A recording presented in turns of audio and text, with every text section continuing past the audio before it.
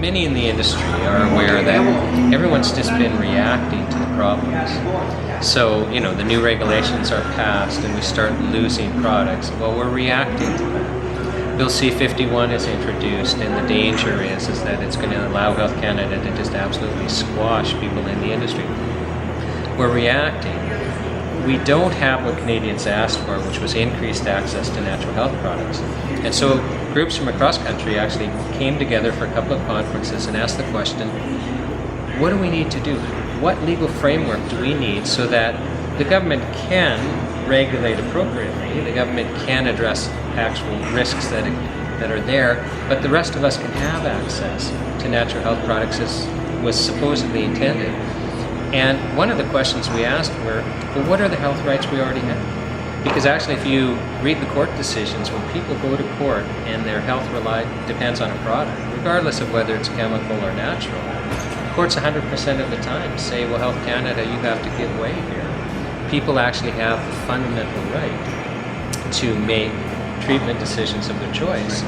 And so we have these rights, but they're ignored by government, so we've put them in the Charter. The Charter really is a health bill of rights.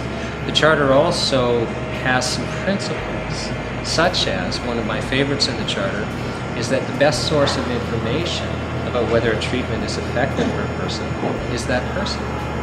Which, when we have fought Health Canada in court and inspectors have been on the stand, and Health Canada has systematically ignored when people are pleading for access to a treatment they need, the inspectors have said under oath, well, that's not scientific evidence. Which means that if your life depends on a product, regardless of whether it's chemical or natural, you have no voice.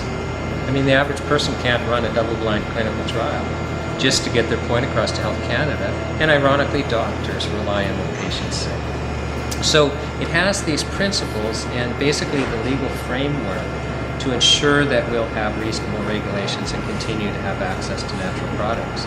So actually tremendously pleased about it. It also creates a separate ministry, the Ministry of Wellness, because the groups thought that taking the regulation of natural products away from Health Canada would be positive in several ways. First of all, Health Canada deals with dangerous chemical pharmaceuticals where this presumption of danger actually makes sense, and you need that mindset, you need that strict regulation. But the Ministry of Wellness are dealing with products that by law are deemed to be safe in the U.S.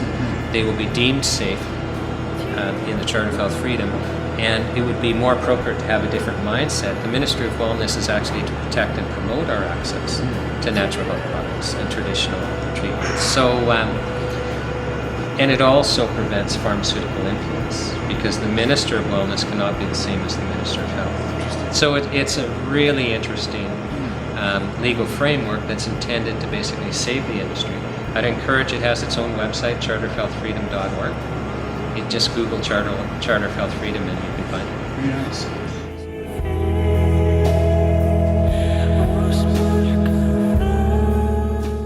Okay, I really love that question. And I love the question because Health Canada recently came out with enforcement guidelines. Now they're being bumped back.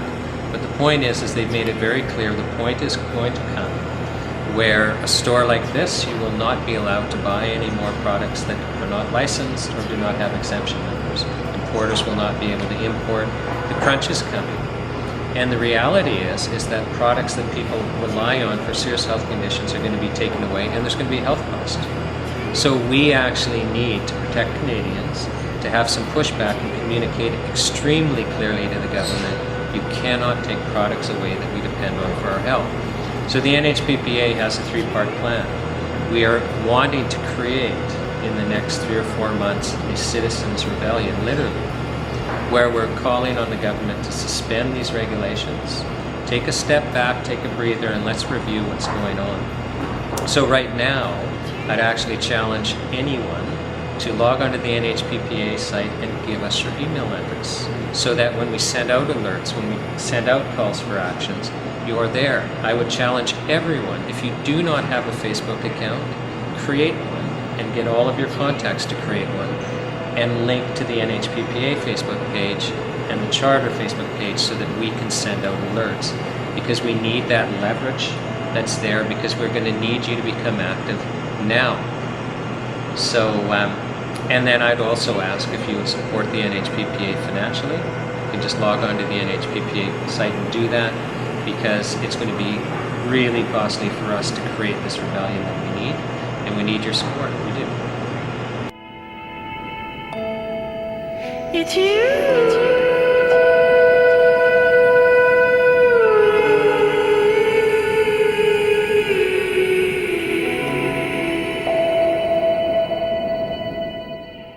And just now, people are starting to wake up and realize, well, wait a second, we are losing our access, we're going to lose more access.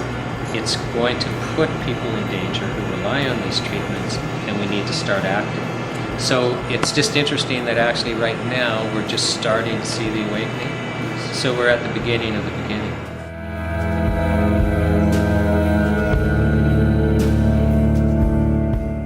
Well, another wonderful question. I mean, first of all, what's happening is not happening by accident. I mean, I think that you would have to be extremely naive to believe that we could come out with these regulations deeming natural health products to be dangerous when the same citizen rebellion in the United States led to legislation deeming them to be safe. Our regulations can only restrict access. That's how they're designed. They've criminalized our treatments. We are going to lose 3/4 of our treatments. There will be health consequences. If we allow the treatments to disappear, if we allow people to be hurt, I think that we are going to wear an ethical and moral stain for not acting. I think we'll regret it. And so for industries or for establishments like this one, what power will then they have? Well, I mean, that's the interesting thing. There will still be businesses. I mean, your shelves will be filled with multivitamins, with single ingredients. Yes, the therapeutic value of many of them will be dramatically reduced, so they'll be less effective. You will have fewer multi-ingredient products. Many of the effective products will be gone. But to the consumer who doesn't know what's going on, it will look like business as usual, and you can make a business out of it. The businesses will survive, not as many, because it'll be more difficult for you to compete with Walmart when you don't have those innovative products they don't have. But you won't be able to help people in the same way. That will change. The natural practitioners. This is the thing that's invisible, is the press and the public are not seeing when naturopathic doctors and homeopathic doctors and traditional Chinese practitioners are in some cases, treatments that their patients rely on are being taken away, and there's tremendous health costs. Nobody's seeing that, the consumer isn't. But to the person who's not paying attention, they won't notice a difference. But those of us who are aware will know that there's been some significant health consequences. So that value, that whole principle behind helping people will be gone.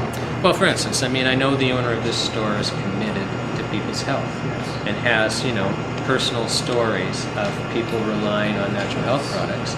And how do you deal with it when you know you're not able to help people in the same way, and we're being told it's for our safety, but that's an absolute lie.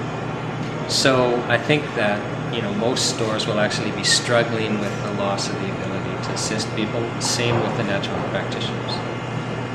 What a great incentive it is for all of us to jump on this and act and raise one voice so that we can maintain that basic right to be able to our health. Thank you so much for your time. Thank you for having me. It's a pleasure to have you visit us.